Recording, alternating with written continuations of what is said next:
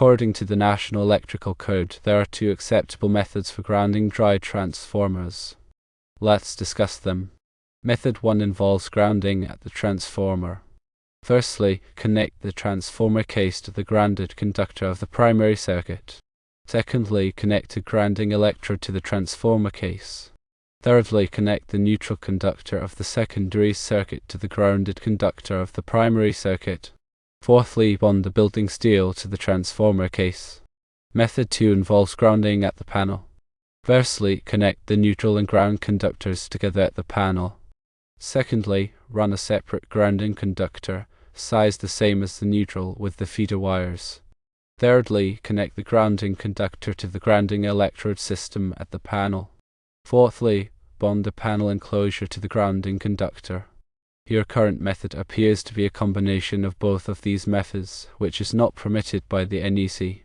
Connecting the transformer case to both the ground and the neutral at the transformer, while also bonding the panel to the transformer case, creates a parallel path for ground current, which can be dangerous. The correct approach is to choose one method or the other, either grounding the transformer at the transformer or grounding it at the panel, but not implementing both simultaneously. If you opt to ground it at the transformer, avoid bonding the panel to the transformer case. Conversely, if you decide to ground it at the panel, ensure you run a separate grounding conductor alongside the feeder wires and bond the panel enclosure to this grounding conductor. The reason someone advised against bonding the new panel is because you should either ground the transformer at the transformer location or at the panel location and not perform both actions. Grounding in electrical systems serves several crucial functions. Firstly, it provides a low impedance path for fault current to flow back to the source, facilitating the rapid operation of overcurrent protective devices like circuit breakers or fuses. This quick response helps to minimize the duration of fault currents, reducing the risk of electrical shock and equipment damage. Secondly, grounding helps to stabilize voltage to ground during normal operation. This is especially important in three-phase systems where imbalanced loads can cause voltage fluctuations. A well-grounded system maintains a relatively stable voltage reference, improving the performance and reliability of connected equipment. Thirdly, grounding provides a path for static electricity to dissipate, preventing the buildup of static charges that could damage sensitive electronic components or create a spark hazard in flammable environments. Fourthly, grounding can help reduce electrical noise and interference in sensitive electronic circuits. By providing a common reference point, grounding minimizes voltage differences between different parts of the system, which can reduce the susceptibility to electromagnetic interference. The National Electrical Code, or NEC, establishes the standards for safe electrical installations. The NEC is a comprehensive set of guidelines designed to protect people and property from electrical hazards. It covers a wide range of topics, including wiring methods, overcurrent protection, grounding, and equipment installation. Compliance with the NEC is typically mandated by local jurisdictions, and electrical inspectors use the NEC as the basis for evaluating the safety of electrical installations. Grounding electrode systems are critical for providing a low impedance connection to the earth, which is essential for the proper functioning of grounding. A grounding electrode system typically consists of one or more grounding electrodes, such as ground rods, ground plates, or underground metallic water pipes, connected together to form a network. The grounding electrode system should be installed in accordance with NEC requirements to ensure that it provides an effective path for fault current to flow to ground. Grounding conductors are used to connect equipment enclosures, metal raceways, and other non-current carrying metal parts to the grounding electrode system. Grounding conductors are typically made of copper or aluminum and must be sized according to NEC requirements based on the size of the circuit conductors. Proper sizing of grounding conductors is essential to ensure that they can safely carry fault current without overheating. Bonding is the process of connecting together all non-current carrying metal parts in an electrical system to create a continuous electrical path. Bonding is essential for minimizing voltage differences between different metal parts, which can reduce the risk of electrical shock. Bonding can be achieved using various methods, such as bonding jumpers, bonding bushings, and metal raceways. The NEC specifies detailed requirements for bonding to ensure that all metal parts are effectively connected together. Separately derived systems, such as transformers and generators, require special attention to grounding. A separately derived system is an electrical system that is not directly connected to the utility electrical supply. When grounding a separately derived system, it is important to establish a grounding electrode system that is independent of the grounding electrode system for the main service. This helps to prevent circulating ground currents and ensure that fault current flows back to the source in a controlled manner. Overcurrent protection, such as circuit breakers and fuses, is essential for protecting electrical circuits and equipment from overloads and short circuits. Overcurrent protective devices are designed to interrupt the flow of current when it exceeds a predetermined level, preventing damage to wiring and equipment. The NEC specifies requirements for the selection and installation of overcurrent protective devices to ensure that they provide adequate protection. Wiring methods refer to the techniques and materials used to install electrical wiring. The NEC specifies a variety of wiring methods, including conduit, cable, and surface raceway. Each wiring method has its own set of requirements for installation and support. The selection of the appropriate wiring method depends on the application and the environmental conditions. Electrical enclosures are used to house electrical components and protect them from the environment. Electrical enclosures must be properly grounded and bonded to ensure that they do not become a shock hazard. The NEC specifies requirements for the construction and installation of electrical enclosures. Ground fault circuit interrupters, or GFCIs, are life-saving devices that protect people from electrical shock. GFCIs are designed to detect ground faults, which occur when current leaks from a circuit to ground. When a ground fault is detected, the GFCI quickly interrupts the flow of current, preventing a dangerous electrical shock. The NEC requires GFCIs to be installed in certain locations, such as bathrooms, kitchens, and outdoor areas, where there is a high risk of electric shock. Arc fault circuit interrupters, or ARCs, are designed to protect against fires caused by arc faults. Arc faults occur when electrical current jumps between two conductors, creating a high-temperature arc. ARCs are designed to detect arc faults and interrupt the flow of current, preventing a fire from starting. The NEC requires ARCs to be installed in certain locations, such as bedrooms, to provide enhanced fire protection. Surge protection devices, or SPDs, are used to protect electrical equipment from voltage surges. Voltage surges can be caused by lightning strikes, power outages, or other electrical disturbances. SPD are designed to divert surge current away from sensitive equipment, protecting it from damage. The NEC recommends the use of SPD in certain applications to improve the reliability of electrical systems. Electrical safety audits are comprehensive assessments of electrical systems to identify potential hazards and ensure compliance with safety standards. Electrical safety audits are typically conducted by qualified electrical inspectors or engineers. The findings of an electrical safety audit can be used to develop a plan for improving the safety of an electrical system. Electrical preventative maintenance is a program of regular inspections, testing, and maintenance of electrical equipment to prevent failures and ensure reliable operation. Electrical preventative maintenance can help to extend the life of electrical equipment, reduce downtime, and improve safety. The NEC provides guidelines for electrical preventative maintenance programs. Lockout-tagout procedures are used to protect workers from electrical hazards during maintenance and repair activities.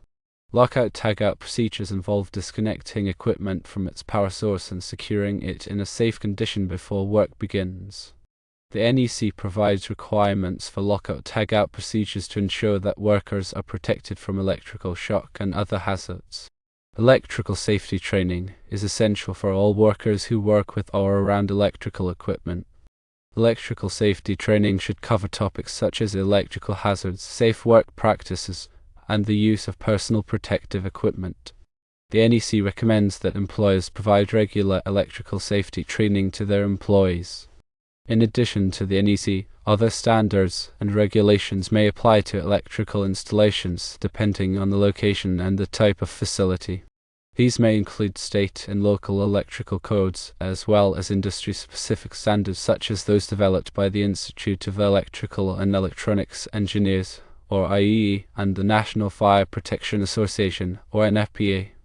It is important to be familiar with all applicable standards and regulations to ensure that electrical installations are safe and compliant. Common grounding mistakes to avoid. Firstly, improper sizing of grounding conductors. Grounding conductors must be sized according to NEC requirements based on the size of the circuit conductors. Undersized grounding conductors may not be able to safely carry fault current, which can increase the risk of electrical shock and equipment damage. Secondly, failure to bond all non-current carrying metal parts. All non-current carrying metal parts in an electrical system must be bonded together to create a continuous electrical path. Failure to bond all metal parts can create voltage differences, which can increase the risk of electrical shock. Thirdly, improper installation of grounding electrodes. Grounding electrodes must be installed in accordance with NEC requirements to ensure that they provide an effective path for fault current to flow to ground. Improperly installed grounding electrodes may not provide adequate grounding, which can increase the risk of electrical shock and equipment damage. Fourthly, using the wrong type of grounding electrode. The NEC specifies different types of grounding electrodes for different applications. Using the wrong type of grounding electrode may not provide adequate grounding, which can increase the risk of electrical shock and equipment damage. Fifthly, failure to maintain grounding systems. Grounding systems should be inspected and tested regularly to ensure that they are functioning properly. Failure to maintain grounding systems can lead to corrosion, loose connections, and other problems that can compromise the effectiveness of the grounding system. Troubleshooting grounding problems. Firstly, voltage measurement. Use a voltmeter to measure the voltage between different points in the grounding system to identify potential problems. For example, a high voltage between the equipment grounding conductor and the neutral conductor may indicate a ground fault. Secondly, continuity testing.